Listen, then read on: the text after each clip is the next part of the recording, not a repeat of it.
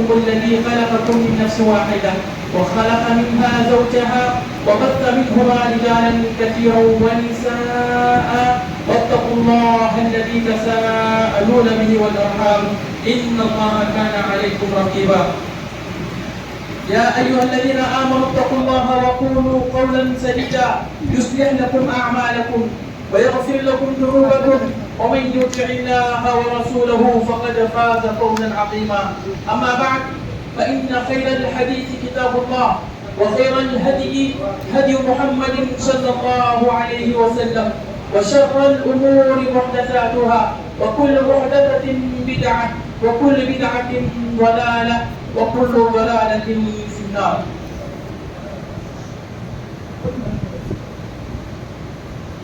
اس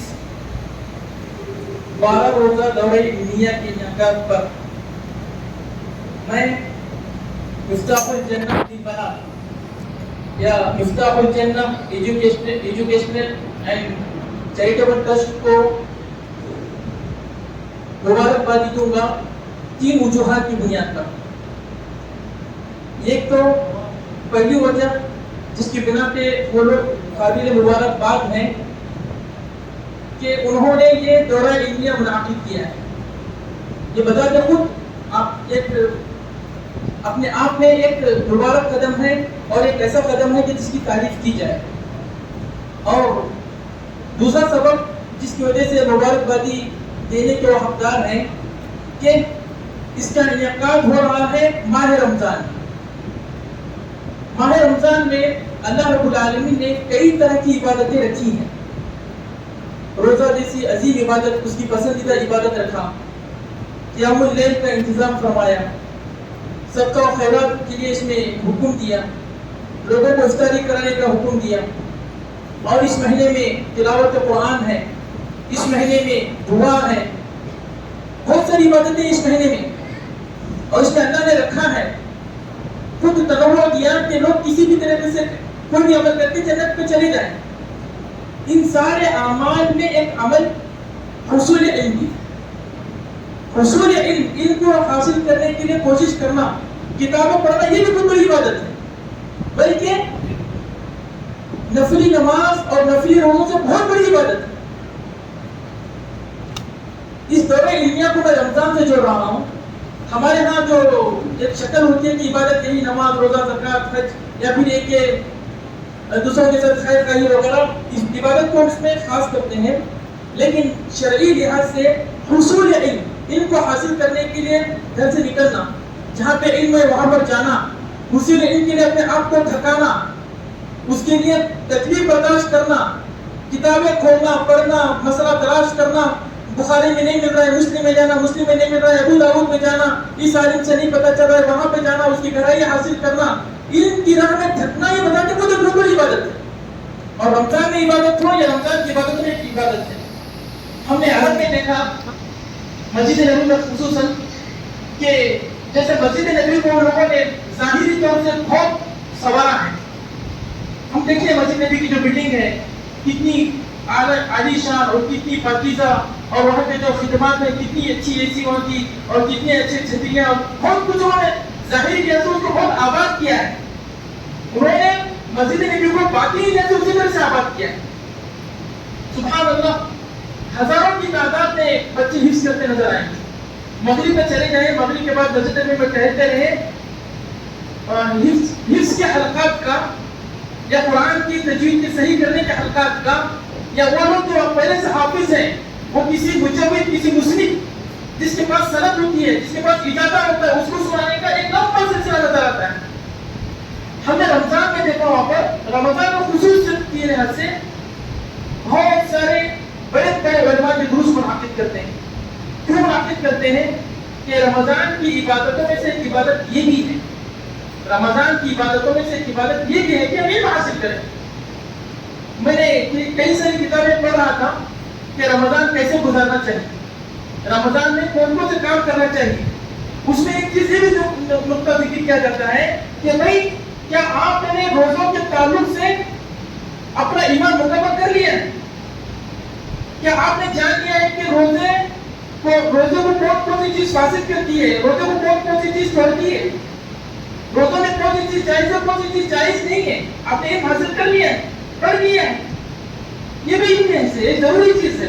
اور خصوصاً روزوں کے تعلق سے یا تراویح کے تعلق سے روزہ کی جو عبادتیں ہیں اس میں علم ضروری ہے. یہ جو یہ رمضان جو ہے کچھ لوگ اس کو روایتی لحاظ سے گزارتے ہیں, روایتی بس آتا ہے ہم روزے رکھتے ہیں, سحری پکاتے ہیں, افطاری کا انتظام کرتے ہیں, یہ ایک ڈش ہوتی ہے, ایک چال چل رہی ہے, ایک چلن ہے, ایک معاشرہ ہے, ایک چلن چل رہا ہے. عورتوں کی الگ عادت ہے رمضان میں, نوجوانوں کی الگ عادت ہوتی ہے. لیکن اللہ جو چاہتا ہے کہ ہم رمضان شعور کے ساتھ, آگاہی کے ساتھ خود سے اپنے دل سے اس کو بنائیں. کیا حدیث ہے روزوں کے تعلق سے؟ رسول اکرم صلی اللہ علیہ وسلم ہمارے صحیح بخاری کی روایت ہے, متفق علیہ روایت, من صام رمضان ایمانا و احتسابا, جو رمضان کے روزے رکھے گا دو شرطوں کے ساتھ. ایک تو ایمان کے لحاظ سے, یہ جانتے ہوئے کہ اللہ نے مجھ کو رمضان کے روزے فرض کیے ہیں, یہ کوئی کلچر نہیں ہے, یہ بس یہ کوئی طریقہ نہیں ہے کہ رمضان کے روزے آتے ہیں تو صبح سے شام تک بھوکے رہ جاتے ہیں, یہ کوئی کلچر نہیں ہے, یہ عبادت ہے. یہ عبادت ہے, یہ جان کر ایمان اس کو ایمان رکھتے ہوئے کہ اللہ نے مجھ پر اس کو فرض کیا ہے, حالت قیام میں, باقی میں اور پھر صحت کے ساتھ میں روزہ چھوڑ نہیں سکتا.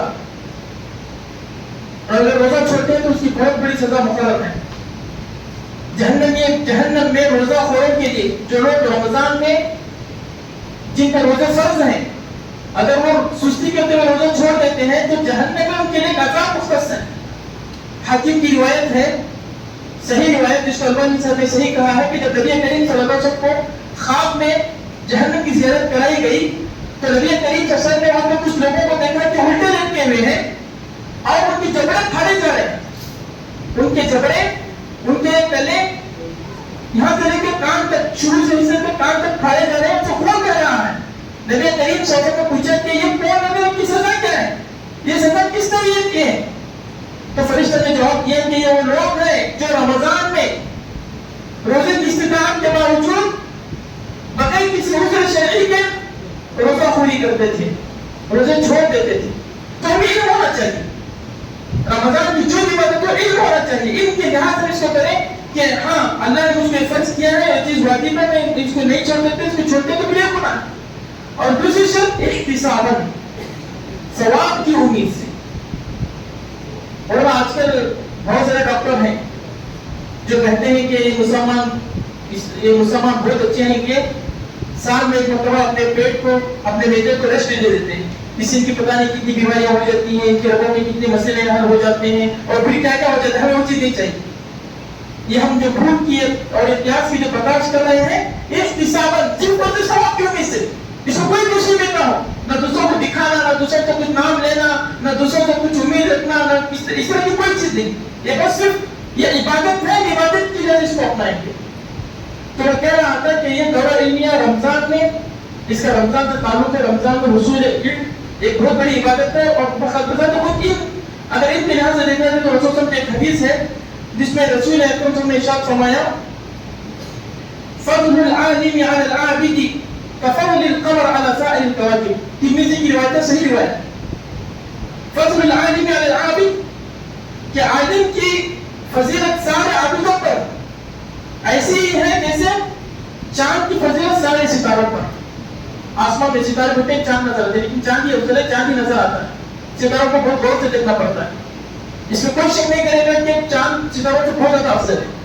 اسی طریقے سے روزہ داروں میں وہ روزہ دار افضل ہے جو پوری شعور کے ساتھ, آگاہی کے ساتھ علم حاصل کرنے کے بعد اس کو رکھے, اس کے بارے میں شریعت کے جو احکامات ہیں اس کو حاصل کرنے کی کوشش کریں. اور تیسری مبارکبادی یا تیسرے یہاں سے جو مبارکبادی کے حقدار بنتے ہیں کہ وہ اس دورے کی شروعات کروا رہے ہیں عقیدے سے. شریعت کے جتنے علوم ہیں, تفسیر کے ہو, حدیث کے ہو, فقہ کے ہو, یا تاریخ کے ہو, صرف و نحو کے ہو, ان سب کا سب سے مقدم کون سا علم ہے؟ عقیدے کا علم. عقیدہ ہی اصل مطلوب ہے, عقیدہ ہی اصل ہے, اور عقیدہ اگر بغیر تو پھر کوئی دوسرا علم کوئی فائدہ نہیں پہنچا سکتا. تو عقیدے سے اس کی شروعات ہو رہی ہے. اور عقیدے کو اس میں پہلے محاذری کے طور سے چنو، یہ بہت ہی اچھی ترتیب ہے، بہت ہی اچھا انتخاب ہے. میں چاہ رہا تھا کہ میں اسے اعتذار کر رہا ہوں کہ میں انشاءاللہ آئندہ ہفتہ والا اس پہ کروں گا، لیکن جب انہوں نے کہا کہ پہلا موضوع عقیدہ رکھنا چاہ رہے ہیں تو میں نے کہا کہ ٹھیک ہے انشاءاللہ حاضر ہے، اللہ جتنی توفیق دے گا ہم اس کی وضاحت کرنے کی کوشش کریں گے. اللہ مجھے توفیق دے کہ یہ جو توحید ہے، یہ جو توحید ہے جس کی وجہ سے کائنات بنی، توحید ہی کی وجہ سے کائنات بنی. وما خلقت الجن والانس الا لیعبدون. جن اور انسانوں کو پیدا کرنے کا مقصد میرا سوائے اس کے کچھ نہیں ہے کہ لوگ صرف میری عبادت کریں. یعنی لوگ دیکھیں کہ آسمان کو پیدا کرنے والا اور آسمان میں اتنی عجیب عجیب چیزیں، یہ سورج، یہ ستارے اور پتہ نہیں کیا کیا آسمان میں، اور اس کو بڑے پیڑوں کے کھڑا کرنے والا وہ کتنا بڑا ہے، وہ کتنا عظیم ہے. اور پھر دیکھیں زمین کہ بھونچال والی زمین جو صرف کچھ سیکنڈ میں پورا ہل سکتی ہے اس میں بھونچال ہے. اس میں اصل زمین کی طبیعت میں یہ ہے کہ اس کے نیچے اتنے بہت سارے خزانے ہیں کہ یہ کبھی بھی ہل سکتی ہے، لیکن کون ہے جو اپنے قدرت سے اس کو روکا ہوا ہے؟ کس نے اس زمین کو انسانوں کے رہنے کے لائق بنایا؟ کس نے اس میں ندی نالے بہائے؟ اور کس نے اس میں یہ انسان کو جینے کے سارے اسباب مہیا کیے؟ کس نے راستے بنائے؟ اس کو سوچے اور اس کی حکمت، اس کی بڑائی کو اپنے دل میں بسائے اور پھر کہے کہ جو وہ اسی نے کیا وہ اکیلا نہیں کیا ہے تو پھر عبادت کے لائق وہی. یعنی جب آسمان کو جس نے بنایا، زمین کو جس نے بنایا، جس نے دریا بنائے، جس نے نہریں بہائی، اور پھر اس میں انسان کو جینے کے جتنے راستے بنائے، جتنے جو طریقے ہیں، یعنی ماں باپ بھی دیے، بھائی بہن بھی دیے، اور پھر اڑوس پڑوس بھی دیے، ایک بہت اچھا سسٹم. اور خود انسان اپنے ذات پہ غور کرے کہ اللہ رب العالمین نے کیا ہے، لقد خلقنا الانسان فی احسن تقویم، احسن تقویم، بہترین ہے. یعنی چاہے کان جیسے ہو رہا ویسے ہی ہے. اگر دوسرے لحاظ سے ہوتے تو کان کی حفاظت نہیں ہو سکتی تھی. آپ جیسے ہو رہا ہے، جہاں پہ ہو رہا ہے، جس لحاظ سے ہو رہا ہے، جس حدت میں ہو رہا ہے، اسی لحاظ سے. اور بینائی جتنی ہو رہا اتنی ہی ہے. سائنسدان کہتے ہیں کہ اگر جتنی ہماری بینائی ہے، اگر اس کا پاور اور زیادہ ہو جاتا تو ہم کوئی چیز بھاگش پانی نہیں پی سکتے. جتنی بینائی، جتنی لمٹ ہے، اس سے زیادہ اگر ہوتی تو ہم پانی نہیں پی سکتے تھے. لیکن وہ حکیم ہے، وہ خبیر ہے، اس نے جتنا ہو اتنا رکھا ہے. تو توحید ہی کے لیے اللہ نے کائنات بنائی ہے کہ انسان اپنے خالق پر غور کرے، انسان اپنے خالق کی بڑائی پر غور کرے اور ان چیزوں پر غور کرے. قرآن کی کتنی ایسی آیتیں ہیں، ان فی خلق السماوات واختلاف اللیل والنہار لآیات لأولی الالباب الذین یذکرون اللہ قیاما وقعودا وعلی جنوبہم. غور کرنے کا حکم ہے، سیروا فی الارض فانظروا. اور پھر سورہ ملک میں اللہ تعالیٰ نے کہا بار بار دیکھو آسمان پہ، کیا تمہیں کوئی آیت نظر آئے گا؟ کیا تمہیں اس کو کچھ کمی نظر آئے گی؟ ہرگز نہیں. تو جب اس مخلوقات میں کچھ کمی نہیں ہے تو اس کے بنانے والے میں بھی ذرے برابر کمی نہیں ہے. وہ سبحان ہے، سبحانہ و تعالی، وہ پاک ہے، وہ برتر ہے، وہ عظیم ہے، وہ خبیر ہے، وہ جانتا ہے کہ کس کو کتنا دینا ہے، وہ علیم ہے، ہر چیز کا علم رکھتا ہے. سورہ یاسین میں، سورہ یاسین کے آخر میں ایک آدمی کا ذکر اللہ نے کیا ہے. اولم یری الانسان انا خلقناه من نطفة فاذا هو خصيم مبين. رسول اکرم صلی اللہ علیہ وسلم کے پاس ایک آدمی نے آ کر مذاق خانہ انداز میں رسول صلی اللہ علیہ وسلم کا مذاق اڑاتے ہوئے ہڈی کو لے کے پیسا. ہڈی کو لے کر رسول صلی اللہ علیہ وسلم کسی میدان میں تھے تو، اور میدان میں ایک ہڈی پڑی ہوئی تھی. وہ بدبخت شخص ہڈی لے کر آیا، رسول کے سامنے اس کو کوٹ کر اس کی گٹنی بنایا، رسول کے چہرے کو اڑایا. اولم یری الانسان انا خلقناه من نطفة فاذا هو خصيم مبين. میں نے انسان جس کو حقیر پانی سے میں نے اس کو پیدا کیا، یہ آپ کے میری طاقت کو للکارتا ہے اور رسول کو پوچھتا ہے من یحیی الانسان وهو رمیم. اے نبی بتاؤ، اے محمد تمہارا دعویٰ ہے کہ ہم مرنے کے بعد پیدا کیے جائیں گے، یہ ہڈی جو ٹوٹی ہو چکی ہے اس کو دوبارہ کون پیدا کرے گا؟ کس کی طاقت ہے پیدا کرنے کی؟ وہاں پہ اللہ رب العالمین نے سکھایا کہ قل یحییها الذی انشأها اول مرہ. اے نبی آپ اس میں مطلب کو جواب دو کہ یہ ہڈی تو ابھی ٹوٹنی ہے، پہلے تو ٹوٹنی بھی نہیں تھی، پہلے تو کچھ بھی نہیں تھا. پہلے جس نے اس کو نہ ہونے کے باوجود بنایا تھا جس نے اس کو پہلے بنایا تھا، جس نے اس کو اتنی مضبوط ہڈی اور اتنا بہترین بدل دیا تھا، دوبارہ اس کو پیدا کرے گی. ہم ہر انسان سمجھتا ہے کہ انسان ایک بار جب کام کر لے تو دوبارہ کرنا اس کے لیے بہت آسان ہوتا ہے. جب میں نے پہلی مرتبہ دیکھا تو دوبارہ بدل کرنا میرے لیے کیا مشکل ہے. پھر اللہ نے دوسری مثال دی، الذی جعل لکم من الشجر الاخضر نارا. یہ ہڈی پوسیدہ ہے فی الوقت، اس میں چلنے کی طاقت نہیں ہے، لیکن دوبارہ اس ہڈی میں چلنے کی وہ طاقت ڈالے گا، وہی ذات اس کو دوبارہ طاقت ڈالے گی جس ذات نے ہری ڈالی میں آگ کی طاقت ڈالی. ہم ہندوستان میں رہتے وہی سمجھتے ہیں کہ آگ کس میں لگے گی؟ سوکھی لکڑی میں لگے گی. لیکن عرب میں دو طرح کے درخت تھے کہ اس میں کچی ڈالی میں بھی آگ لگ جاتی تھی. عرب اس کو جانتے تھے، مطلب ابھی توڑے، ابھی لکڑی کچی لکڑی اس میں آگ لگتی تھی. تو اللہ کو بتا رہا ہے تمہاری عقل تو یہی کہتی ہے کہ آگ سوکھی لکڑی میں لگے گی، لیکن تم دیکھتے ہو کہ کچی لکڑی جلنے کے لائق نہیں ہے، لیکن اس کا اللہ تعالیٰ آگ کی کیفیت پیدا کر دیتا ہے. تو اسی طریقے سے بہت ہڈیوں میں وہ دوبارہ طاقت کرے. پھر اللہ نے تیسری مثال دی، پھر اللہ نے کہا اولیس الذی خلق السماوات والارض بقادر علی یخلق مثلہم. ارے جس ذات نے اس آسمان جیسی بڑی مخلوق، یہ زمین جیسی بڑی دنیا جس نے پیدا کیا ہے، اس کے لیے تم جیسا چھوٹا انسان پیدا کرنا مشکل ہے. ہم سب سمجھ سکتے ہیں کہ جو 20 کلو اٹھا لے گا وہ 5 کلو اٹھانا اس کی مشکل ہے. کسی وجہ سے مشکل نہیں ہے. یا پھر دیکھیے، اور اسی وجہ سے میں آپ ایک مثال دوں گا. میں شاید ابھی صرف تھوڑا توحید کی وجہ سے ہٹ گیا ہوں، لیکن میں آؤں گا. لیکن توحید کا موضوع ہے کہ جس میں ہم کو اللہ نے پیدا کیا ہے کہ ہم اپنے اللہ کی معرفت حاصل کریں، اس کی بڑائی کو حاصل کریں، اس کی بڑائی کو اپنے دل میں بسائیں، اس کی عظمت کو جانیں. جب سبحان اللہ ہمارے دل سے نکلے تو پوری شعور کے ساتھ، الحمدللہ جب نکلے ہمارے دل سے تو ایک علم کے ساتھ. جب ہم کریں، جب بہت بڑی مصیبت کھڑی ہو، تو جب ہمارے زبان سے نکلے توکل تو اللہ، صرف زبان سے نہ نکلے، یہ دل سے نکلی کہ میرا بھروسہ کس کے ذات پر ہے. کون ہے جس نے موسیٰ علیہ السلام کو سمندر سے بچایا تھا، جس نے یونس علیہ السلام کو مچھلی کے پیٹ سے نکالا تھا، جس نے ایوب علیہ السلام کو اتنی بڑی بیماری سے نجات دی تھی، جس نے زکریا علیہ السلام کو پتہ نہیں کتنی سال کی عمر میں اولاد عطا کی تھی. ہمیں احساس ہو اس کا. یہی ہے توحید کہ ہم اب اس بڑے کی عظمت کو، اس اللہ کی عظمت کو اپنے دل میں بسائیں. تو اس پہلے اس میں بتا رہا تھا کہ اس اللہ نے کیا عظمت بیان کی ہے. اور پھر ضمن ایک چیز میں بتا دوں کہ دیکھیے یہ کیوں چیز تھی کہ اس ہڈی کو دوبارہ کون پیدا کرے گا. اللہ تعالیٰ نے اس کو کس لحاظ سے بیان کیا؟ مثالیں دیتا گیا، انسانی عقل کی وجہ سے، انسانی سمجھ کی لحاظ سے بڑی طرح چیزیں بتایا. اور آخر میں بولا انما امرہ اذا اراد شیئا ان یقول له کن فیکون. یعنی اللہ کہنا چاہ رہا ہے کہ یہ جو مثالیں میں نے تم کو دی ہیں تم کو سمجھنے کے لیے دی ہیں. ورنہ میری ذات کیسی ہے کہ میں ہی خالق ہوں، باقی سارے مخلوق میرے حکم میں کھڑی ہے. یہاں پر میرا حکم صادر نہیں ہوتا تو چیز تیار کھڑی رہی ہے. کن فیکون کا معاملہ ہے، کن فیکون کا معاملہ ہے. فا ہم جانتے ہیں، ہم سے طلبہ ہے، فا تعقیب ہے. فوراً کن کا حکم ہوتا ہے فیکون.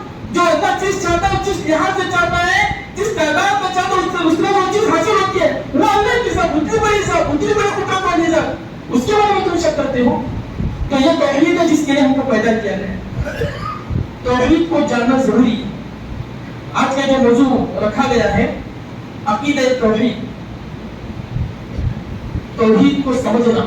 یہ جو ہم کلمہ پڑھتے ہیں یہ کیا ہے، اس کا معنی کیا ہے، اس کا مفہوم کیا ہے، یہ جاننا ہر مسلمان پر از حد ضروری ہے. صرف بولنا کافی نہیں ہے.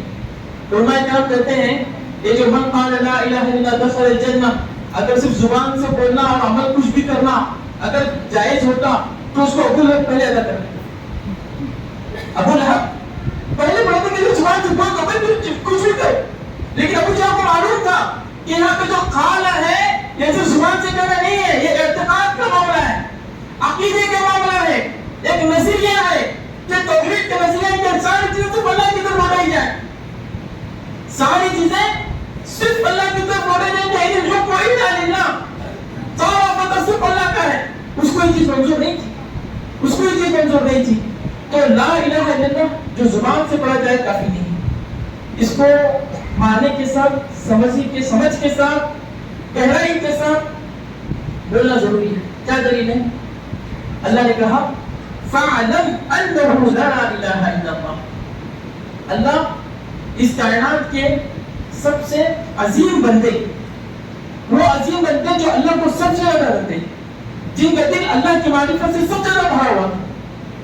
نبی کریم ان کو اللہ حکم دے رہا ہے فَاعْلَمْ أَنَّهُ لَا إِلَهَ إِلَّا اللَّهُ. اے نبی جانیے، اے نبی اس کلمے کے تقاضا کو سیکھیے.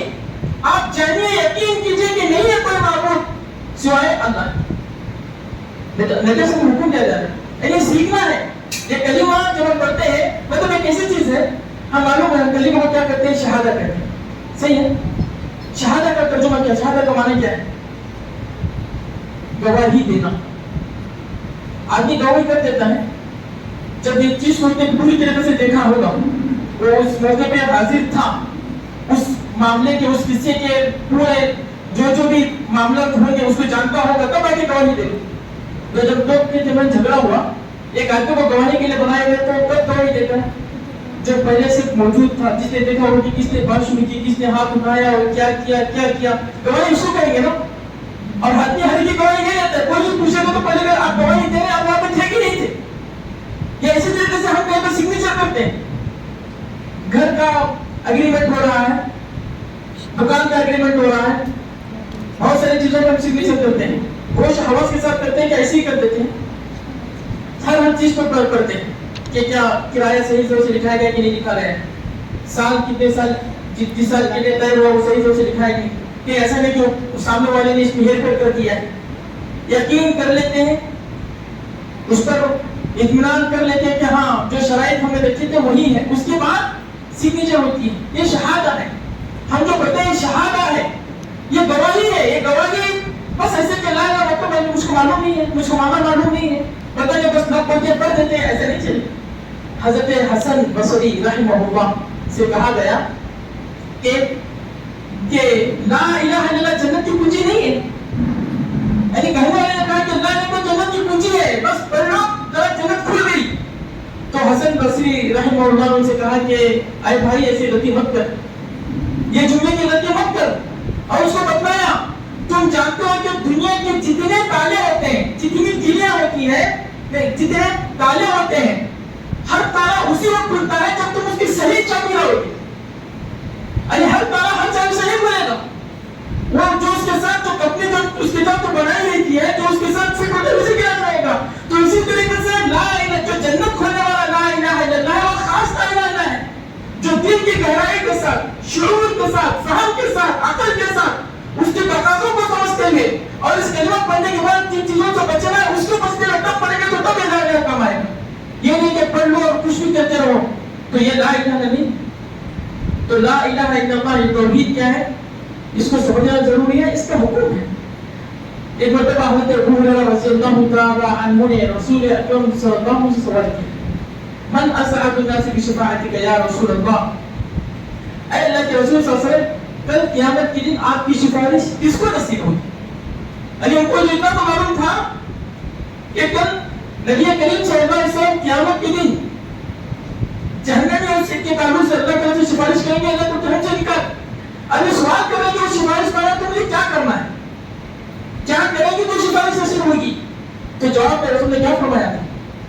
فرمایا تھا اسعد الناس بشفاعتی من قال لا الہ الا اللہ صدقا من قلبی.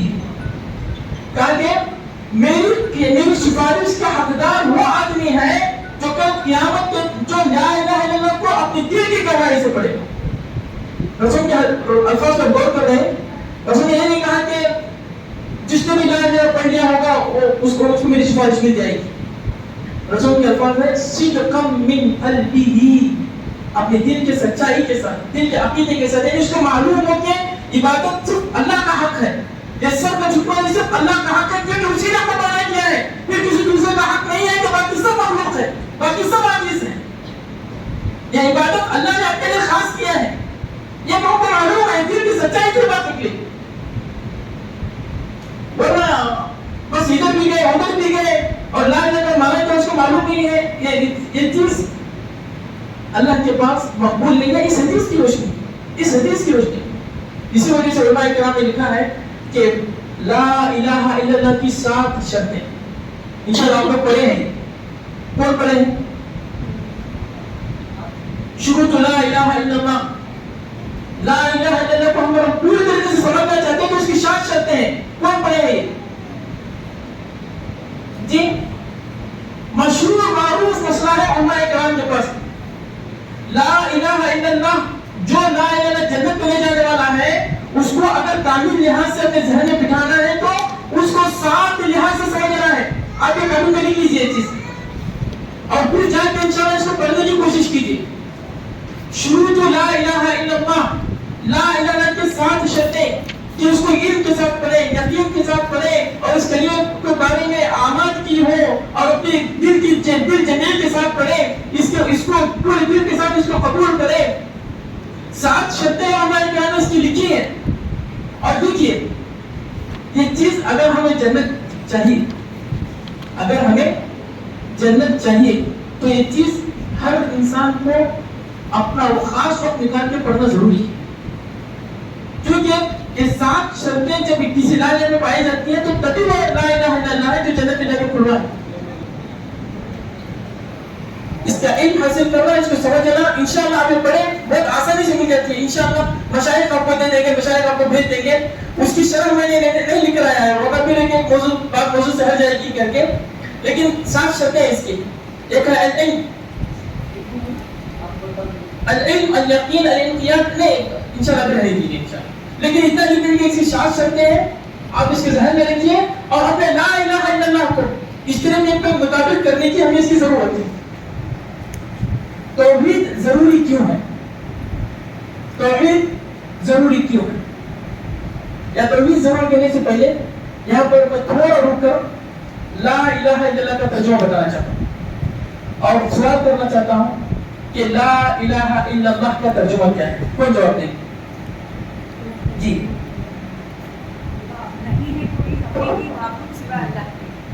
یہ ترجمہ صحیح ہے؟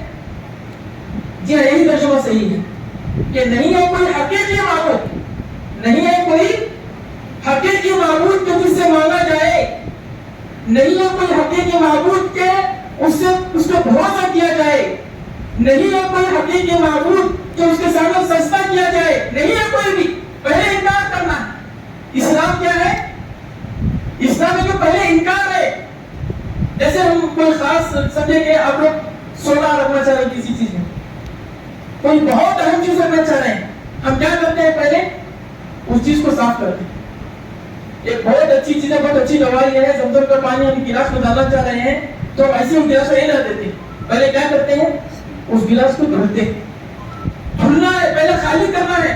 یہ نہیں ہے کہ اللہ بھی ہے پھر وہ بندہ نواز بھی ہے, وہ غریب نواز بھی ہے, پھر وہ غریب بخش بھی ہے, معاف فرمائیے, معاف فرمائیے. اللہ کو ایسا اسلام قبول نہیں ہے. اللہ کو اسلام کو قبول نہیں, صرف توکل تو اللہ, میرا بہت صرف اللہ پر, حسبی اللہ, صرف اللہ میرے لیے کافی. اللہ یہ چاہتا ہے. تو لا الہ کا ترجمہ کیا ہے؟ پہلے انکار, نہیں ہے کوئی عبادت کے لائق. نہ خود رسول اکرم صلی اللہ علیہ وسلم اپنا اتنا بار اوپر رکھنے کے باوجود, اللہ کے حبیب ہونے کے باوجود, معراج پر بلائے جانے کے باوجود, سید الانبیاء ہونے کے باوجود وہ بھی عبادت کے لائق نہیں ہے. نہیں ہے کوئی عبادت کے لائق. پہلے انکار.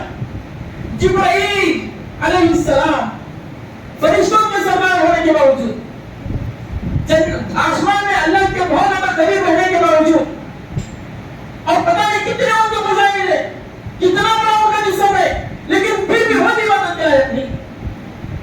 سورج اتنی بڑی چیز, چاند اتنی بڑی چیز, لیکن نہیں ہے کوئی عبادت کے لائق. یہ اگر مسلمان ہم بننا چاہتے ہیں تو ایک پہلی چیز کیا ہے؟ پہلے انکار.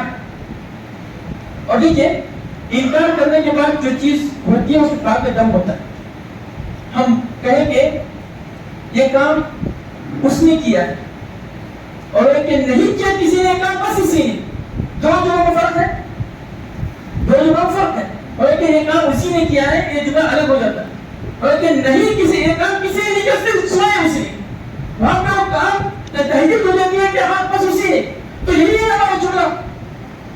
پہلے انکار کیا کہ نہیں ہے کوئی عبادت کے لائق, نہیں ہے کوئی عبادت کے لائق سوائے اللہ, محمد رسول.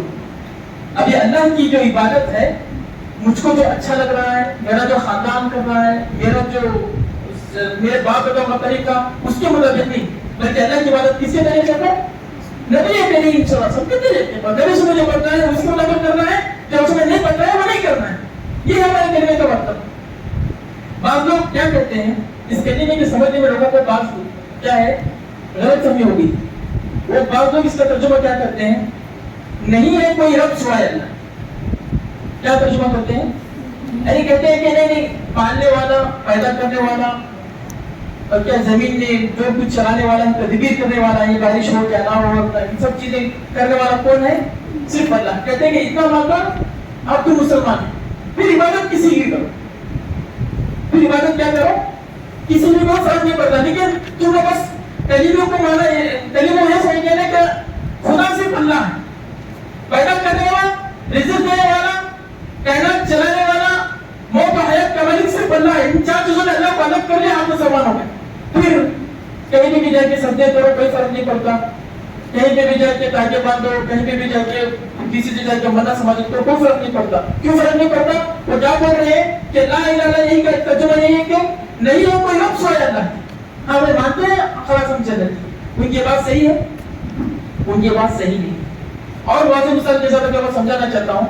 بعض لوگ کہتے ہیں کہ اگر آپ رسول اکرم صلی اللہ علیہ وسلم کو خدا سمجھ کر مانے تو کافر, مطلب وہ بولے کہ نہیں وہ اللہ کی طرح خدا ہے, وہ ان کی بھی اپنی دنیا, انہوں نے اپنی پیدا کی ہے, ان کی اپنی مخلوق ہے, ایسا بولے تو کافر. لیکن اگر ایسا بولے کہ نہیں رسول صاحب اللہ کے محبوب ہیں, اللہ ان کو چاہتا ہے, اللہ نے ان کو عطا کیا ہے, اللہ نے ان کو عطا کیا, اللہ نے ان کو نوازا ہے, وہ اللہ کی عطا سے دیتے ہیں, تو پھر مسلمان بن کے اچھا مسلمان. آپ کیا بولیں گے اس کے بارے میں؟ ایک شبہ ہے, یہ ایک شبہ ہے. اصل جو ہمارے جو اللہ سے ہمارے جتنے مسلمان بھائی ہیں اور جتنے انسان ہیں سب کو اللہ توحید کی دعوت, توحید کی نماز سمجھنے کی توفیق عطا فرمائے. اللہ کیونکہ توحید میں نجات ہے, توحید ہے تو جنت ہے, توحید نہیں ہے تو جنت و جہنم کو جو فیصلہ ہونے والا ہے صرف توحید کی بنا پہ ہونے والا. جس نے شرک نہیں کیا, جس نے شرک نہیں کیا وہ پھر آخر جنت میں جائے گا, چاہے وہ کتنا بڑا بنے گا رہا. یہی بات ہے. اب سب تعلیم ہے جی, میں نے سب چیزیں پڑھے ہوئے ہیں جی جی, میں اسی لیے بات کرنا چاہ رہا تھا. جنت اور جہنم کا جو فیصلہ ہے وہ کس بنا پر ہونے والا ہے؟ صرف توحید کی بنا. جس نے شرک نہیں کیا, جو شرک سے پاک ہے, وہ بالآخر جنت میں جب شروع میں جاتا ہے کچھ گناہ بھی ہوگا اس کے, کہیں کتنے بڑے گناہ کیوں نہ ہو, لیکن پھر بھی کچھ نہ کچھ جہنم میں رہے گا. اللہ تعالیٰ گناہ اس کے کیا اس کی سزا دے گی پھر, لیکن اس کا ٹھکانہ کہاں پر ہے؟ جنت ہے. لیکن اگر کسی نے شرک کیا, اللہ کے ساتھ کسی اور کو خدا مانا یا عبادت میں شرک کیا, ابھی میں بتاؤں گا کہ توحید کے جو 3 قسمیں ہیں, کسی طرح سے شرک کیا, اپنے کی بڑا عبادت گزار, بڑا پرہیز کا, جنت میں جا کے عبادت کر رہا ہے, ایک پر میں کھڑے ہو کے عبادت کر رہا ہے, سر کے بل کھڑے ہو کے عبادت کر رہا ہے, آدھا چولا کھا کر عبادت کر رہا ہے, تو جنت میں جائے گا. جب اس نے اللہ کو چھوڑ کر نیچر کو خدا مانا, سورج پہ عقیدہ رکھا کہ سورج دیتا ہے, سورج کرتا ہے, چاند پہ عقیدے ہے, چاند پہ عقیدے کہ چاند اس طرف پہ کرتا ہے, اس طرف پہ کرتا ہے, ستاروں پہ عقیدے ہے کہ ستارے کرتے ہیں, یا پھر کہ اس کو چھوڑ کر توحید میں شرک, خدا کو تو ہی کے مان رہے ہیں, اللہ کو تو ہی کے مان رہے ہیں, ماشاءاللہ بھی لکھے ہوئے الحمدللہ یہ بولتے ہیں, لیکن رسول اللہ کے بارے میں یہ بولتے ہیں کہ رسول تو خدا نہیں ہے لیکن اللہ نے ان کو دیا, اللہ کا دیا ہوا دیتے ہیں, اس لیے ہم کو دعا کر سکتے ہیں. تو یہ کیا ہے؟ یہ شرک ہے. یہ کون سا شرک ہے؟ یہ ربوبیت کا تو شرک نہیں ہے. مطلب جب وہ کہہ رہے ہیں کہ اللہ ہی ہے کرتا ہے, اللہ ہی کے ہاتھ میں موت و حیات ہے, اللہ ہی کے ہاتھ میں رزق ہے, اللہ ہی کائنات چلاتا ہے, رسول صاحب کچھ نہیں ہے, بندے ہی ہیں, لیکن اللہ نے ان کو کیا ہے, اب ہم ان سے مانگ سکتے ہیں. تو یہ شرک ہوگا کہ نہیں شرک ہوگا؟ شرک ہوگا. کون سا شرک ہے یہ؟ عبادت والا شرک. اس کا کون سا شرک ہے؟ انہوں نے رسول کو کس میں شریک کیا؟ دعا میں شریک کیا. یہ دعا کس کے سامنے ہوتے تھے؟ اللہ کے ساتھ. یہ حق اللہ کا تھا, یہ حق اللہ کا تھا. اللہ نے ساری خزانے اپنے پاس رکھے. اللہ نے اپنے اس کام میں کسی کو شریک نہیں بنایا, کسی نے ایسے نہیں بنایا. اب میں اگر رسول کو خدا نہیں مان رہا ہوں, لیکن یہ کہہ رہا ہوں کہ رسول سب کو اللہ نے دیا ہے اور اللہ کے عطا سے دیتے میں ان کو دعا کر سکتا ہوں. اب میں اگر رسول سے مانگ رہا ہوں تو میں یہاں پر اس جو رسول کو مان رہے ہیں, یا بہت سارے اولیاء کرام ہیں جن کو لوگ مانتے ہیں, الگ الگ ان کے نام رکھے ہیں, کوئی بندہ نواز ہوتا ہے, کوئی غریب نواز رکھا ہوا ہے, کوئی گرج بکر سے ہوا ہے, سب یہ سب اللہ کی صفت ہے. حالانکہ یہ سب کس کی صفات ہے؟ یہ صرف اس واحد وہ واحد قل هو الله احد, وہ اکیلا ہے, اکیلا, اس کا کوئی ثانی نہیں, اس کا کوئی شریک نہیں, اپنی ذات میں بھی اکیلا ہے, اپنے کاموں میں بھی اکیلا ہے, اپنے ارادے میں بھی اکیلا ہے, اپنے من والے میں بھی اکیلا ہے, اپنی بادشاہت میں اکیلا ہے. کسی لحاظ سے کوئی شریک نہیں, کسی لحاظ سے کوئی شریک نہیں ہے. اگر میں یہاں پر خود رسول اکرم صلی اللہ علیہ وسلم یا پھر کسی اور دوسرے ولی کو بھی شریک کرتا ہوں تو یہاں پر ایک شرک ہو رہا ہے عبادت کا. یا اور اس کے ساتھ اور وضاحت کے ساتھ اگر میں کہنا چاہوں گا, توحید کی 3 قسمیں ہیں. آپ یہ چیز پر کرائیں انشاءاللہ. توحید کی کیا کیا قسمیں ہیں؟ 3 قسمیں. توحید اور ربوبیت کا مطلب کیا ہے؟ اللہ کو اس کے کاموں میں اکیلا ماننا, یعنی رازق کو اکیلا رازق, معطی عطا کرنے والا اکیلا عطا کرنے والا, خالق وہ اکیلا خالق. اللہ کے علاوہ پر کوئی بھی چیز نہیں بنا سکتا, کوئی معنی نہیں کر سکتا. یہ بات سے مسلمان نہیں مانتے, دنیا کے ہر مخلوق مانتے, سارے انسان مانتے ہیں کہ کوئی کتنا بھی بڑا پیدا نہیں کر سکتا. پیدا کون کرے گا؟ صرف اوپر والا. وہ اپنی جگہ سے اوپر والے کرتے ہیں. ان کو معلوم ہے کہ جتنے ہمارے پیر بابا سب ہیں یہ پیدا تو نہیں کر سکتے, بس کیا وسیلہ سفارش کر سکتے ہیں یا پھر کچھ کر سکتے ہیں, اس سے کر سکتے ہیں. ان کو خود معلوم ہے کہ ہماری کتنی بڑی پیر کی تصویر کیوں نہ ہو, یا ان کے کتنے بڑے بابا یا ان کے کتنے بڑے سوامی وغیرہ ہیں, ان کے بارے میں خود مانتے ہیں کہ وہ پیدا نہیں کر سکتے, کیونکہ وہ خود پیدا کر رہے ہیں, وہ خود لوگوں کو دیکھتے ہیں کہ وہ خود اپنا علاج کروا رہے ہیں. وہ جس کے بارے میں عقیدہ رکھے وہ اپنے آنکھوں سے دیکھتے ہیں کہ خود اپنا علاج کروا رہے ہیں, تو ان کے بارے میں وہ خلق پیدا کر سکتے ہیں, عقیدہ نہیں رکھ سکتے. پیدا کرنے کا عقیدہ سارے انسان کس کے اوپر چھوڑتے ہیں؟ اللہ پر چھوڑتے ہیں. اللہ نے کہا کہ اللہ خالق کل شیء, دنیا میں جو بھی ہو رہا ہے, اچھائی برائی جو بھی چیز ہو رہی ہے, اللہ ہی اس کو لا رہا ہے. اللہ کے علاوہ کوئی دوسرا وجود میں نہیں رہ سکتا. یعنی کسی کی طاقت نہیں ہے, اللہ کے علاوہ کسی کی طاقت نہیں ہے کہ زمین میں مچھر کا پر بھی بنا سکے. بنائے گا کوئی؟ کتنا بڑا سائنسدان بھی کیوں نہ, اور کتنا بڑا لوگوں نے اس کے کتنا بڑا کیا ہے سادھو یا جو بھی بنا ہے, جو بھی سمجھیں بنا کے رکھا ہے, کوئی انسان ایسا مچھر نہیں, مچھر کا پر بنا سکتا ہے کیا؟ نہیں بنا سکتا. یہ صرف اللہ کے لیے خاص, یہ صرف اللہ کے لیے خاص ہے. تو توحید ربوبیت ہے کہ اللہ کو اس کے کاموں میں اکیلا جانا جائے, اس کو کاموں میں اکیلا جانا جائے کہ یہ سب چیزیں شفا اللہ ہی دیتا ہے, اور کوئی دوسرا دے سکتا ہے؟ نہیں دے سکتا. دوسری توحید ہے توحید اسماء اور صفات. اللہ کو اس کے ناموں میں اکیلا جانا ہے, اس کی صفات میں اکیلا جانا جائے. اللہ کے صفات میں اکیلا جاننے کی ایک مثال ہے علم غیب جاننے. علم غیب کس کا ہے؟ اللہ جانتا ہے. اگر میں یہ کہوں کہ نہیں ہمارے کوئی ہے, وہ آج سے 6 صدی پہلے, 600 سال پہلے ان کا انتقال ہو چکا ہے, ان کی خبر بغداد میں ہے, ان کی خبر بغداد میں ہے, وہ یہاں سے میری اردو سن رہے ہیں. اب میں اللہ کو سننے میں السمیع, اللہ کی سننے والی صفت میں اکیلا جانا, کیا اس کے ساتھ اور بھی باتیں کوئی اور دوسرا ہے سننے والا شریک کیا؟ میں دیکھیے یہ چیز میں ہوتا ہوں, جو اسماء و صفات والی جو بحث ہے اس کو میں مثال کے ذریعے سمجھانا چاہوں. مثال کیا ہے؟ السمیع. السمیع کا ترجمہ کیا ہے؟ سننے والا. اللہ کیسا سنتا ہے؟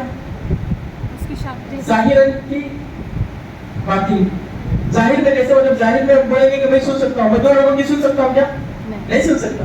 لیکن اللہ تعالیٰ ایسے کہ پوری کائنات, سارے جن, سارے فرشتے, سارے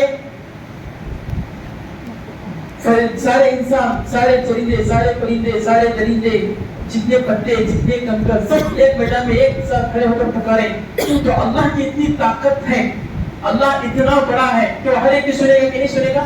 سنے گا. وہ اس کا خاص ہے, یہ اس کی خاص صفت ہے. دور کی بھی سنتا ہے, نزدیک کی بھی سنتا ہے, یہ کی بھی سنتا ہے, سب کے ایک ساتھ سنتا ہے. یہ اس کی صفت ہے, یہ صرف اس کی صفت ہے کہ جو ہر لحاظ سے سنتا ہے.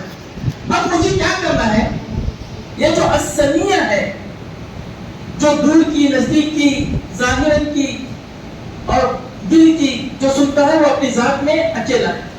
اگر میں نے کسی اور کے بارے میں بھی عقیدہ رکھا کہ وہ بہت دور ہے یہاں سے, لیکن وہ میری یہاں سے سن لیتے ہیں, تو میں اللہ کو اس کی ذات میں, اس صفت میں اکیلا مانا, یا کہ اس کے ساتھ کسی اور کو شریک کیا؟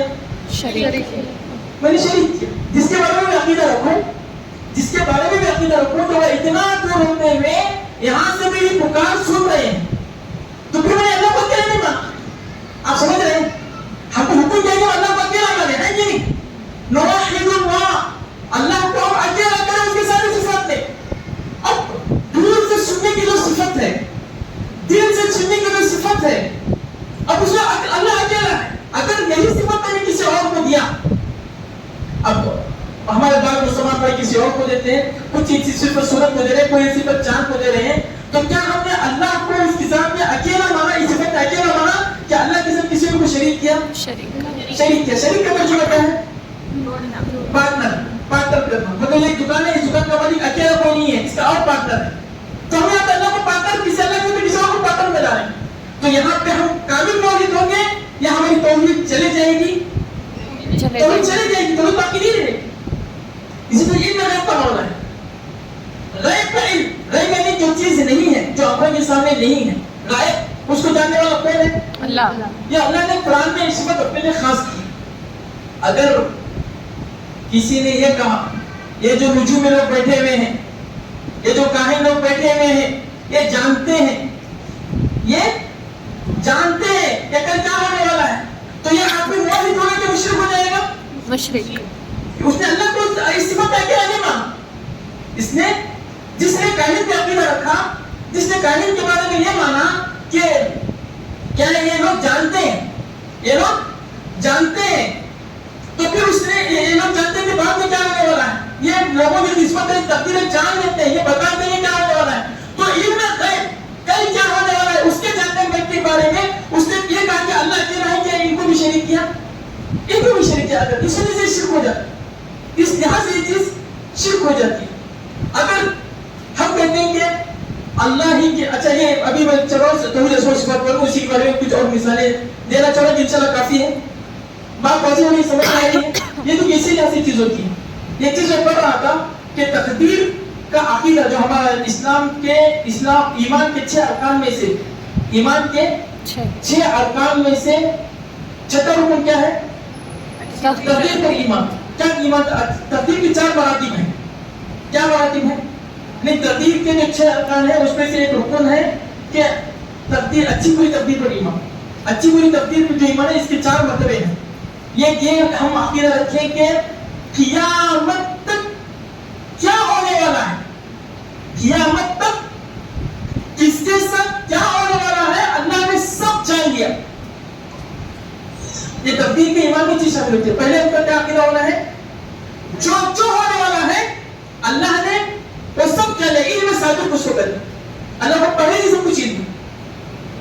اور دوسری چیز کہ اللہ نے جو جانا اس کو لکھ بھی دیا, پورا لوح محفوظ ہے کہ کب کیا ہونے والا ہے. اور وہ چیز ہوگی کب, جب اللہ چاہے گا. تیسری چیز کو مشیت, جب اللہ چاہے گا وہ چیز, مطلب اللہ جان لیا کہ ایسا ہونا ہے, اللہ نے لکھ دیا کہ ایسا ہونا ہے, تبھی بھی نہیں ہوگی. ہو کب ہوگی, جب اللہ چاہے. اور اس میں چوتھی چیز ہے کہ وہ چیز وجود میں اس پائے گی جب اللہ اس کو پیدا کرے. چاہے میری کامیابی ہو میری ناکامیابی, چاہے زلزلے آنے ہو نہ آنے, چاہے کچھ بھی ہونے والا, اگر میں نے جب میں نے جان لیا کہ یہ جو کائنات میں ہونا ہے نہیں ہونا ہے, یہ پورا کس کے اختیار میں ہے, اللہ کے, تو میں دوسروں کا محتاج ہوں گا, میں دوسروں سے امید لگایا ہوں گا, میں کسی اور سے چاہے زندہ انسان ہی کیوں نہ ہو اس کے بارے میں اپنے آپ کو لے کے ذلیل کروں گا, بلکہ کس سے جڑوں گا, اس سے جڑوں گا جس کے آپ میں ساری. اللہ یہ کہتے ہیں قرآن میں اللہ لہ الخلق, یاد رکھو دنیا میں صرف اللہ کی بادشاہت ہے. لہو ما فی السماوات و ما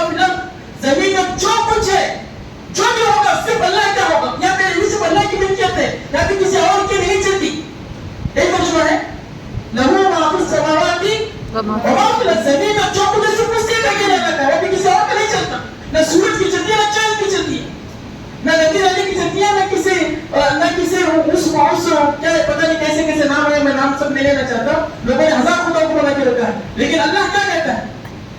لہو ما فی السماوات والارض، جو کچھ زمین میں ہوتا ہے سب کچھ کا ہوتا ہے، لہو الا لہو الخلق۔ آج جمعہ کل تھا، جمعہ کے دن دوسرے سے کیا پڑھا جاتا ہے؟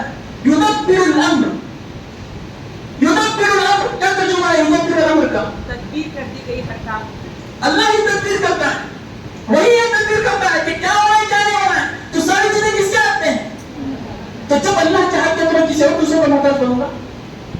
اسی وجہ سے یہ توحید کے عقیدے کے بارے میں مباحث کرتے ہوئے عقیدہ توحید کے ثمرہ، عقیدہ توحید انسان کو کیا دیتا ہے، کتنا عظیم بناتا ہے، تو اس کے تعلق سے کہتے ہیں کہ عقیدہ توحید انسان کو اللہ کے علاوہ سارے انسانوں کی محتاجی سے نکال دیتا ہے، سارے غلامی سے نکال دیتا ہے، کیونکہ مجھے معلوم ہے کہ سامنے والا دیکھا تو تب تک اللہ اس کی طرف آتا ہے، تو میں کس سے جڑوں گا؟ اللہ سے جڑوں گا، میں اللہ کی طرف جاؤں گا، میں پھر اس کو تیرے کو چھوڑ کر اور میں کسی سے ڈروں گا نہیں، کسی سے، کیونکہ دوسرا والا مجھ کو تکلیف کب تک نہیں پہنچائے گا؟ جب تک اللہ تعالیٰ نہیں چاہے، جب تک اللہ تعالیٰ کو اختیار نہیں دے گا میں سب کچھ کرے، کیونکہ جو بھی کچھ زمین میں ہو رہا ہے، زمین میں جو بھی ہو رہا ہے اچھا یا برا کس کے چاہنے کے بعد ہوگا؟ لوگ جادو کرتے ہیں، اللہ نے ایک ابتلا کے لیے انسانوں کو کچھ چھوٹ دی ہے، لیکن جادو جتنا بھی بڑا جادو ہے، اللہ نے کہا کہ وَمَا يُفَرِّقَانِ مِنْ أَحَدٍ، جی نہیں جی نہیں، اللہ نے کہا کہ جب تک اللہ تعالیٰ نہیں چاہتا تب تک بھی وہ جادو اثر نہیں کرتا۔ جادو کے اندر جو قرآن کہتے ہیں، اللہ نے کہا لا شیخ آیت کس نے جس میں ہے کہ کیا ہے جادو بھی کیا ہے وَمَا يُفَرِّقَانِ مِنْ أَحَدٍ، آپ جا کے قرآن میں دیکھیے، اس میں ہے کہ لوگ جادو ٹونا کرا دیتے ہیں، اور ٹھیک ہے اللہ تعالیٰ نہیں چاہتا تو نہیں کرتا، لیکن چونکہ اللہ نے کائنات جنت و جہنم میں تفریق کرنے کے لیے بنایا ہے، اس لیے لوگوں کو میں کچھ برائیاں رکھی ہے کہ کون دیکھتے ہیں کہ کون برائیاں چھوڑ کر جنت کی طرف آتا ہے، لیکن جادو بھی کب اثر ہوگا؟ بِإِذْنِ اللَّهِ، جب اللہ تعالیٰ چاہے گا۔ اس لیے ہمیں صبح میں اذکار پڑھنا ہے، اس لیے صبح کی نماز پڑھنا ہے کہ اگر ہمیں تو کوئی برائی چاہ رہا ہے تو اس کی اس برائی کا اثر ہم پہ نہ ہو۔ آپ بات سمجھ رہے ہیں؟ یعنی اگر کوئی آدمی کچھ بھی کرنا چاہ رہا ہے، اس کی برائی ہم پر کب اثر انداز ہوگی؟ جب اللہ چاہے گا، کیونکہ ساری کائنات صرف اور صرف اللہ کی وجہ سے اللہ کی چلتی ہے۔ تو توحید کیا کرتا ہے؟ انسان کو عجیب بناتا ہے۔ تو مثال کون سی دیا ہے ابھی؟ یہ توحید اسماء و صفات کی مثال، توحید ربوبیت کی بات سمجھ آئے گی انشاءاللہ، توحید ربوبیت، توحید اسماء و صفات کی بھی۔ تیسری توحید کون سی ہے؟ توحید ربوبیت کا ترجمہ یہ ہے کہ انسان اپنی عبادت میں اللہ کو اکیلا کرے۔ توحید ربوبیت کے بالمقابل ربوبیت ہے کہ اللہ کو اس کے کاموں میں اکیلا کرے، کہ وہ اپنے کاموں میں اکیلا ہے، اس کے علاوہ میں کسی کی مرضی نہیں چلتی، اس کا کوئی شریک نہیں ہے، وہ اپنی مرضی کا مالک ہے۔ اور توحید ربوبیت ہے کہ انسان اپنی عبادت کے کاموں میں اللہ کو اکیلا کرے، یعنی جو یہ عبادت ہے اس کے لیے خاص کرے، یہ عبادت اور کسی کے لیے نہ۔ مثلا ایک عبادت دیتے ہیں ذبح، خون بہانا، بہت بڑی عبادت ہے، اللہ نے اس کا حکم دیا فَصَلِّ لِرَبِّكَ وَانْحَرْ۔ اللہ نے کہا کہ اے نبی جب میں نے آپ کو کوثر دیا، کوثر مطلب خیر کثیر، صرف حوض کوثر نہیں، حوض کوثر اس کی ایک شکل ہے، ورنہ کہ اللہ نے کہا کہ میں نے آپ کو بہت کچھ نوازا ہے، تو آپ میرے لیے آپ کیا کیجیے، میرے لیے نماز ادا کیجیے اور میرے نام پر قربانیاں کر کے میرا شکریہ ادا کیجیے۔ تو قربانی کرنا یہ عبادت ہوئی کہ نہیں ہوئی؟ یہ عبادت ہے۔ اب نعوذ باللہ بعض مسلمان کوئی گھر والا بنائے، کچھ چونکہ صحیح عقیدے پر نہیں تھے، ادھر ادھر بھٹکنے والے تھے، کوئی غلط آدمی آیا اور کہا کہ نہیں اس گھر میں جن ہے، اس گھر میں جن ہے، اب اس کے شر سے بچنا پڑے گا، تو آپ اس جن کے نام پہ ایک مرغی کرنا پڑے گا جی۔ اس جن کو اگر آپ اس جن سے شر سے بچنا چاہیں تو آپ کو کیا کرنا پڑے گا؟ اور اللہ معاف کرے، اللہ معاف کرے ایسے مسلمانوں پہ جو کہتے ہیں کہ اللہ اکبر اور گھر میں لکھ بھی رہے ماشاء اللہ اور لکھ بھی رہے کہ حالا من فضل ربی، لیکن ہے کہ نعوذ باللہ ایک مخلوق نے آ کر بتایا کہ یہاں پہ جن ہے، اس کا شر ہے، اس کے شر سے بچنا ہے، تو اس کے نام پہ آپ کو نعوذ باللہ ये क्या करना पड़ेगा, मुर्गी काटना पड़ेगा। और ये नादान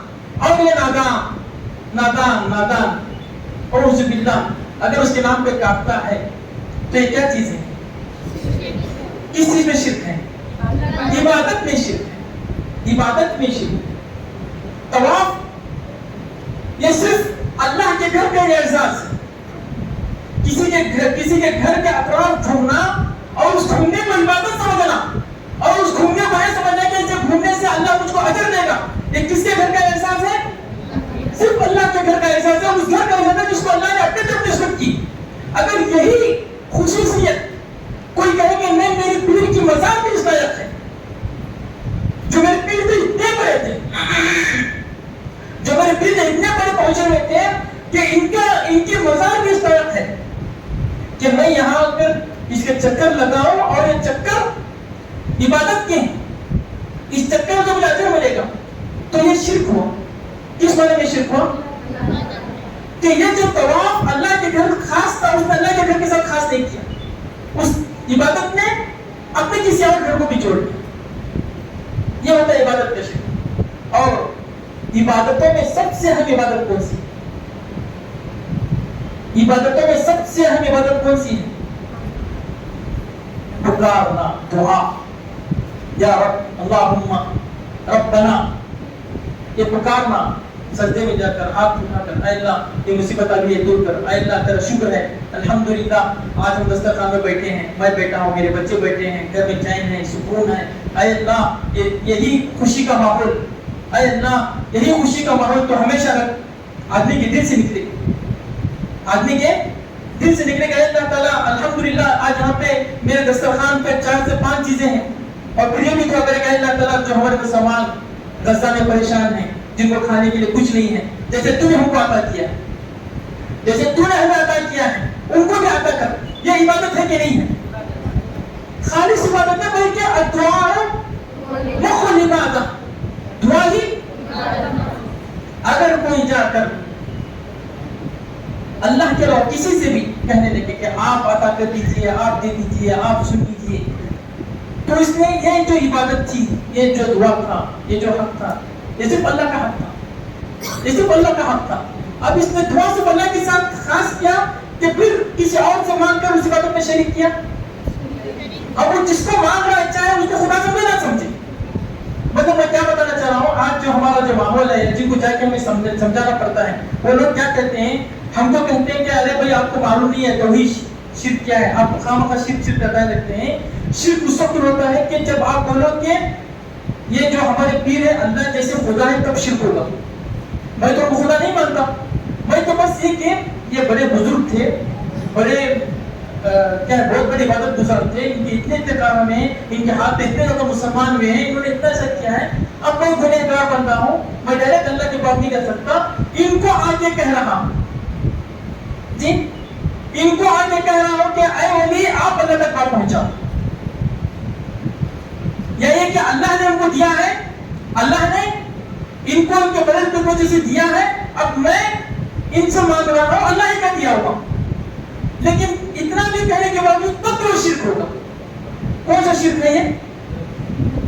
इबादत का शिर्क है। दुआ जो है अल्लाह का हक था, ये उठा के किसको दे रहे हैं?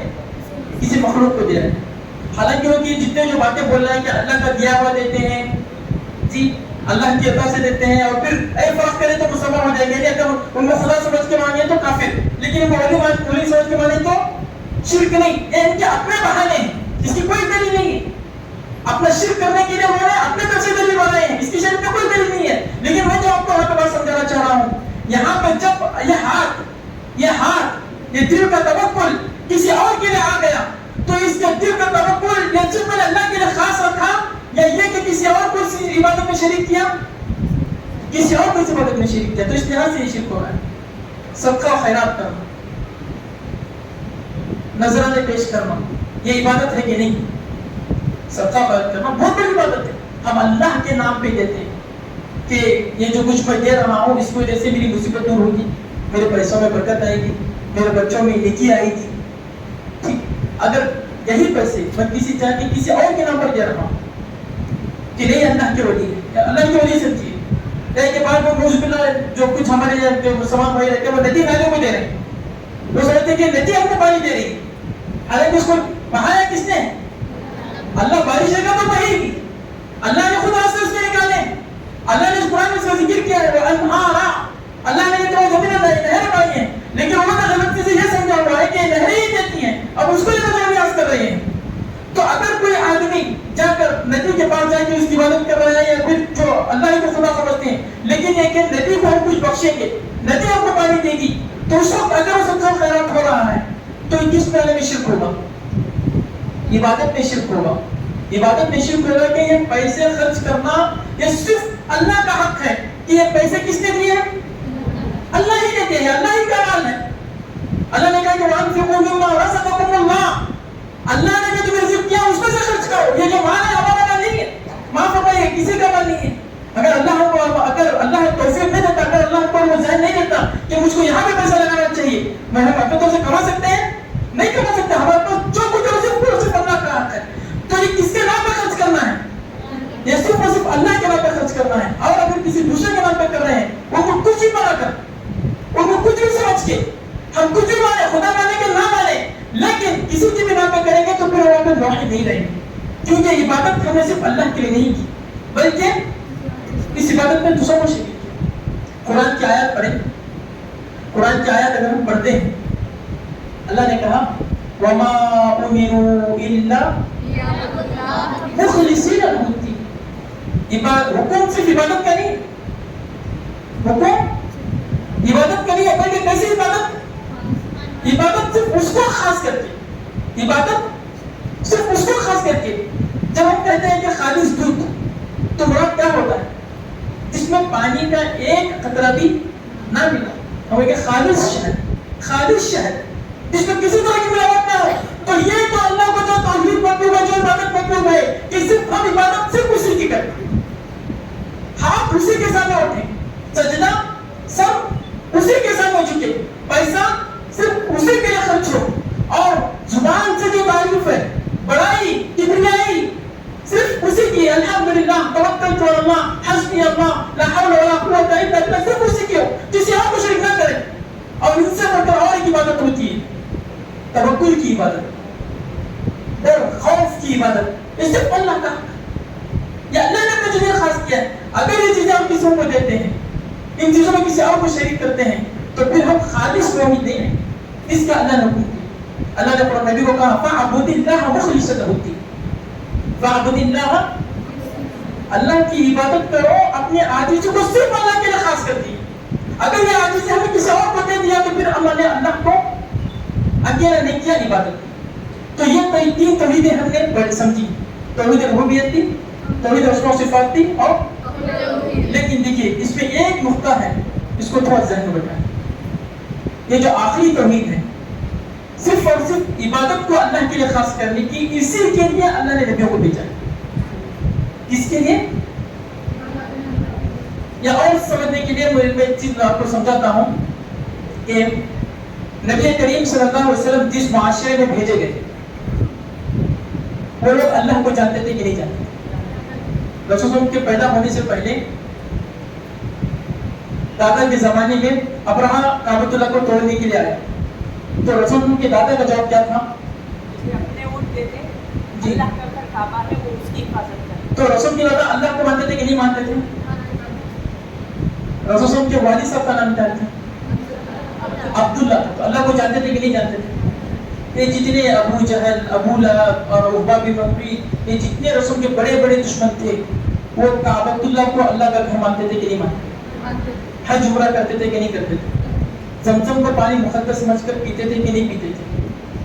پھر مجھے بتائیے کہ وہ کافر تھے، جھگڑا کیا تھا؟ جی جھگڑا کیا تھا؟ جب ان کے نام عبداللہ، عمر کا نام اسلام لانے سے پہلے عمر ہی تھا، عثمان کا نام اسلام آنے سے پہلے، علی کا نام اسلام آنے سے پہلے، تو پھر آپ مجھے بتائیے جب مکہ کے لوگ اللہ ہی کو اللہ مانتے تھے، بلکہ اللہ نے ان کے بارے میں کہنے کے لیے وَلَئِن سَأَلْتَهُم مَّنْ خَلَقَ السَّمَاوَاتِ وَالْأَرْضَ لَيَقُولُنَّ اللَّهُ، اے نبی آپ ان کو پوچھو کہ زمین آسمان کو پیدا کس نے کیا ہے، تو یہ کیا بولیں گے؟ اللہ ہی نے پیدا کیا ہے، اللہ ہی کو بولتے تھے، بلکہ اللہ نے اس سے بڑھ بداع الله مخلصون الدين کہ کفار مکہ کا مشرک مکہ کے لوگوں کا عقیدہ تھا کہ جب کشتی ڈوب رہی ہوتی موجیں اوپر آ چکی ہوتی ہیں یعنی ڈوبنا یقینی ہے تو وہ کہتے ہیں کیا کہتے ہیں وہ کہتے ہیں کہ دیکھو اب اس مصیبت کی گھڑی میں بچنے کا ایک ہی راستہ ہے. کیا راستہ ہے؟ دل سے ساری امیدیں نکالنا. دل سے مطلب کہ ہوا رک جائے گی, سمندر تھم جائے گا, کوئی دوسرے لوگ آ کے بچانے کی, اس طرح کی جتنی امیدیں ہیں سب نکالو اور اللہ کے بارے میں یہ عقیدہ رکھو کہ وہ رحمان ہے, وہ رحیم ہے, وہ بچاتا ہے. سچے دل سے اس کو مانو, پکا یقین کرو اس پہ, صرف زبانی نہیں, ایسا پکا یقین کرو کہ وہ بڑا رحیم ہے, رحمان ہے, بچاتا ہے تو تم کو بچائے. وہ یہاں تک کہتے تھے. تو میرا آپ سے سوال یہ ہے کہ جب جن رسول اکرم کو جن لوگوں نے مارا, جن لوگوں نے ستایا, جن لوگوں نے اس پہ پتھر برسائے, راستے میں کانٹے بچھائے اور پتہ نہیں کیا کیا کیا, سب سے زیادہ تکلیفیں تھی. جب وہ لوگ اللہ ہی کو خدا مانتے تھے, اللہ ہی کو سب کچھ کرنے والا سمجھتے تھے, تو پھر غلطی کہاں پر تھی؟ کیا رسول صلی اللہ علیہ وسلم کی اس میں کیا جھگڑا؟ کون بتائے؟ اللہ کے ساتھ وہ بتوں کو بھی شریک کر لیتے تھے اور اپنے باپ دادا کے دین کو نہیں چھوڑتے. کون سے بت؟ لات, عزا, منات. جی ٹھیک ہے, وہ بت تھے. بت تھے. وہ کیسے بت تھے؟ آپ نے بتا لات, عزا, منات. یہ جواب صحیح ہے لیکن اس کی اور تھوڑی وضاحت میں کرنا چاہتا ہوں. ایک کہ وہ جو کعبۃ اللہ میں وہ 360 جو رکھے تھے, کیا رکھے تھے؟ بت. مطلب اب ہم ہندوستان میں جب بت بولتے ہیں تو کچھ خاص نام ہمارے سامنے آتے ہیں جی, مطلب ہندوؤں کے کچھ بت ہیں, کرسچنوں کے کچھ بت ہیں, بدھسٹوں کے کچھ بت ہیں. وہاں پہ جو بت تھے وہ کیا تھے؟ وہاں پہ جو بت تھے وہ کون سے بت تھے؟ نیک لوگ. یہ جملہ ذہن میں لکھیے, یہ رکھیے, لکھ لیجیے. جو کعبۃ اللہ میں جو انہوں نے رکھا ہوا تھا, یہ جو انہوں نے نام گرائے لات, عزا, منات, اور جو سورہ نور میں آئے ولا تذرون ودا ولا سواع ولا یغوث ولا یعوق ونسرا, جو کعبۃ اللہ کے شہر میں جو انہوں نے 360 رکھے تھے, ہم بولتے ہیں بت مطلب اسٹیچو, بت مطلب کوئی اسٹیچو. ہم ایک اسٹیچو دیکھتے ہیں بولیں گے کہ بھائی یہ گاندھی جی کا ہے, نہرو جی کا ہے, کن کا ہے, نام ایک دیتے ہیں.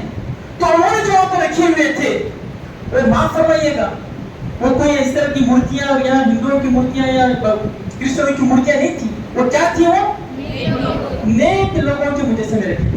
آپ پوچھیں گے کہ دلیل کیا ہے؟ صحیح بخاری کتاب التفسیر سورہ نور میں جب وَدَّ وَلَا سُوَاعَ وَلَا يَغُوثَ وَلَا يَعُوقَ وَنَسْرَ کی تفسیر میں حضرت ابن عباس تفسیر کا سب سے بڑا مرجع, تفسیر میں سب سے زیادہ بات کس کی مانی جائے گی؟ ابن عباس رضی اللہ عنہ کی بات مانی جائے گی جو اردو سے ڈائریکٹ یہ ملی ہے, ان کے بارے میں اس میں دعا کرنا کہ اے اللہ تعالیٰ تو اس بچوں کو میرے قرآن میں علم دے. حضرت ابن عباس کہتے ہیں کانوا قوما صالحین, یہ سارے نیک لوگ تھے. نیک لوگوں کو میں اور کسی کو نہیں رکھا. یہ بات کلیئر نہیں آتا. اچھا کس لیے رکھا؟ قرآن تو کہتا ہے کہ اللہ ہی کو مانتے تھے, اللہ ہی کو رازق مالک, اللہ ہی کو باری بسانے والا کر, اللہ ہی کو باری بسانے سمجھتے تھے کہ وہی رازق, وہی مالک, وہی مدبر اور اسی یہاں کا متعایا. تو پھر ان کو کس نے رکھا تھا اور ان کے پاس کیوں آتے تھے؟ ان کو دیکھ کر عبادت کریں. یہ پہلا شیطان نے جب شروع میں لایا تھا نا, اس وجہ سے لایا تھا کہ نہیں ان کو دیکھ کے عبادت کرا, لیکن بعد میں ایک چیز ہو گئی تھی. کیا ہو گئی تھی؟ ان کی یہ سوچ تھی کہ جو بھی کمی پیشی ہوتی تھی ان سے مانگنے سے وہ پوری ہو جاتی ہے. اگر اولاد نہیں ہے تو جا کے مانگیں گے تو دے دے گا, بارش برسانے والا. اس کا جواب خود قرآن ہے. اس کا جواب کہاں پر ہے؟ یعنی آپ نے پہلی چیز سمجھ لی. پہلی چیز آپ نے سمجھی کہ جو مکہ کے لوگ اللہ کو مانتے تھے, اللہ کو جانتے تھے, توحید اور ربوبیت ان کے پاس تھی. یہ چیز کلیئر ہے انشاءاللہ. کیونکہ رسول کے والد کا نام کیا تھا؟ عبداللہ. رسول کے والد کو بات مشہور کی معروف تھی, سمجھنے کی ضرورت نہیں ہے. اور دوسری بات یہ پتہ چلی کہ انہوں نے جو کعبۃ اللہ کے اطراف میں, کعبۃ اللہ کے ذہن میں جو رکھے تھے, انہوں نے نیک اولیاء کے مجسمے رکھے تھے.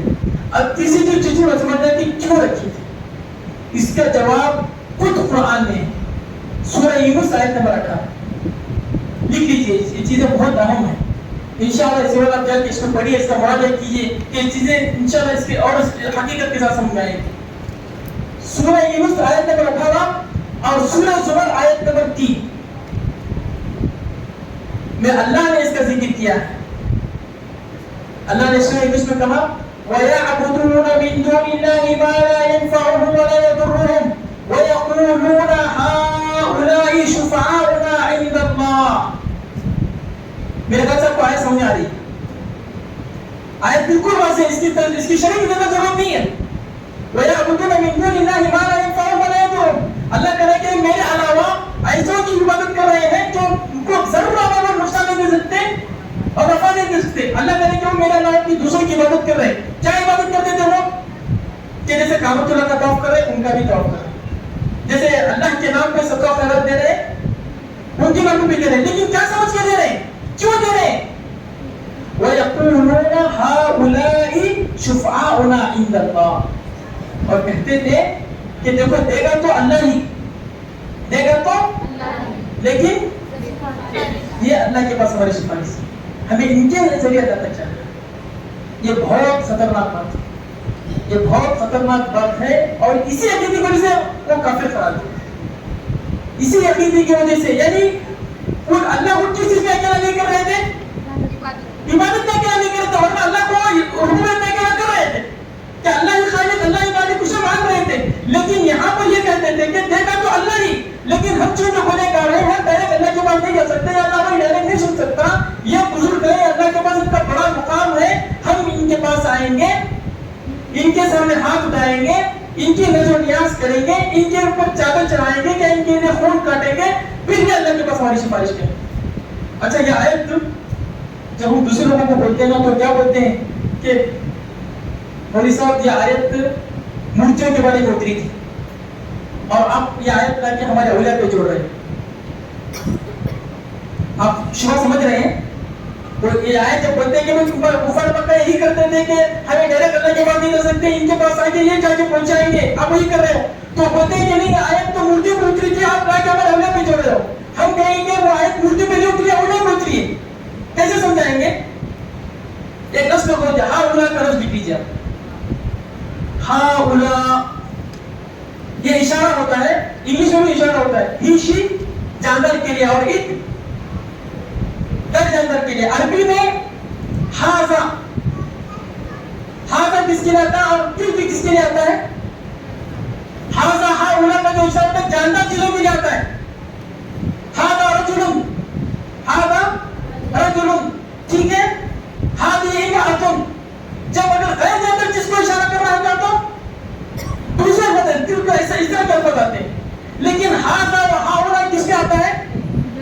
جانور چیزوں کا ہوتا ہے. اس آیت کا کون سا لفظ ہے؟ ہاؤلا. یعنی وہ کہہ رہے تھے کہ یہ جو مورتیاں تو لیکن ہمیں مورتی کر دیتے نہیں, یہ مورتیاں جن ولیوں کے نام پر منسوب ہیں, یہ مورتیاں جن ولیوں کے نام پر منسوب ہیں, یہ جو اولیاء ہیں یہ اللہ تک بڑی بات پہنچاتے ہیں. بات سمجھ آئی کہ نہیں سمجھ آئی؟ مطلب ہے کہ ان کا بھی کوئی مسئلہ نہیں تھا, ہم یہ کہتے تھے کہ اللہ ہی کرنے والا ہے, لیکن یہ بڑے بزرگ, ان کا بڑا مقام, ان کا بڑا درجہ, یہ اللہ کے حبیب, یہ اللہ کے بہت زیادہ قریب ہے. ہم آ کر ان کا طواف کریں گے تو اللہ خوش ہوگا. ہم آ کر ان کے ملکی کو تقدس دیں گے, اور آج کے زمانے میں ان کی قبر کو تقدس دیں گے. تو چونکہ ولی کا احترام کر رہے ہیں تو اللہ ہم پر رحم کرے گا. لیکن وہ یہ بھول گئے کہ توحید تو اس وقت ہوگی کہ جب یہ عبادت کی سارے چیزیں صرف اللہ کے لیے خاص کریں, نہ کسی نبی بولے, نہ کسی ولی بولے, نہ کسی فرشتہ بولے. بات واضح ہو رہی ہے؟ اور اسی توحید کے لیے نبی کرام آئے. یہی جھگڑا تھا نبی کریم صلی اللہ علیہ وسلم اور کفار مکہ کا. توحید اور ربوبیت کا ہوتا تو کوئی مسئلہ ہی نہیں تھا.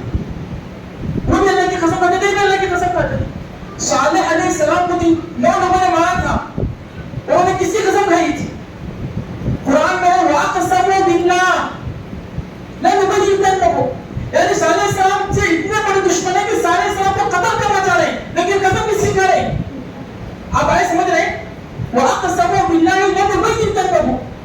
اللہ نے کہ وہ 9 لوگوں نے, اس وقت کے سب سے شک پسند لوگوں نے اللہ کی قسم کھائی تھی کہ آج ہم رات صالح السلام کا قصہ تمام کر دیں گے, لیکن قسم کس کی کھا رہے ہیں؟ تو جھگڑا کس کا تھا؟ توحید الوہیت. یہ بات ہمیں سمجھانے کی ضرورت ہے.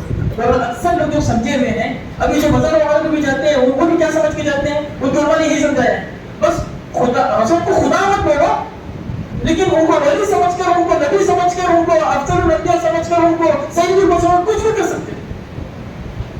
یہ چیز ہوئی ہے, اس چیز کو بھی سمجھنے کی ضرورت ہے. یہ جو کاکا وغیرہ مانتے ہیں یہ کون سا شرک ہے؟ یہ بھی عبادت میں شرک آئے گا کہ اس میں بھروسہ کس پہ آ رہا ہے, کڑا کس پہ آ رہا ہے, کڑے وغیرہ بن کے عقیدہ کس پہ آ رہا ہے, اس عقیدے پہ.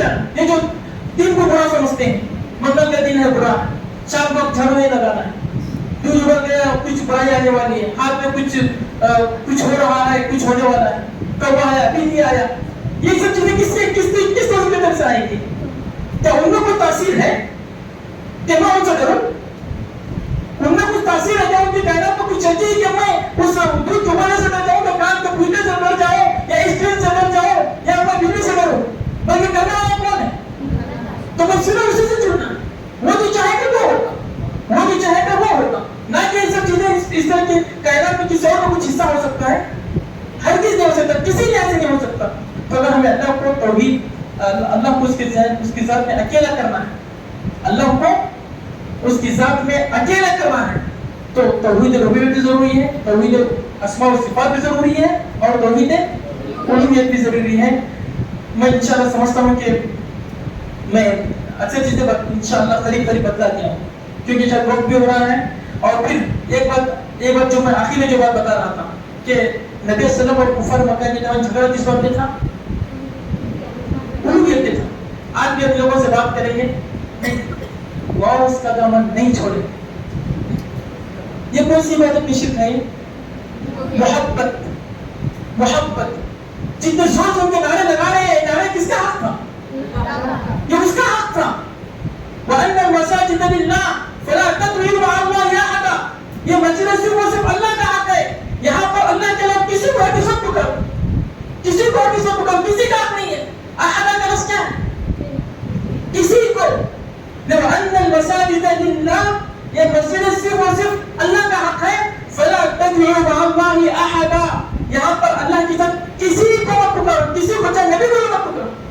ہم خود نبی کریم صلی اللہ علیہ وسلم جو کائنات میں سب سے افضل ہے, کائنات میں اللہ کے بعد اللہ کی مخلوق میں سب سے افضل ہے, اللہ کے سب سے بڑا حبیب ہے, جن کو اللہ نے معراج کرایا, جو ساری انسانیت کے سردار ہیں, سارے انبیاء کے امام ہیں, ان کے تعلق سے اللہ نے حکم دیا. تو کیا حکم دیا؟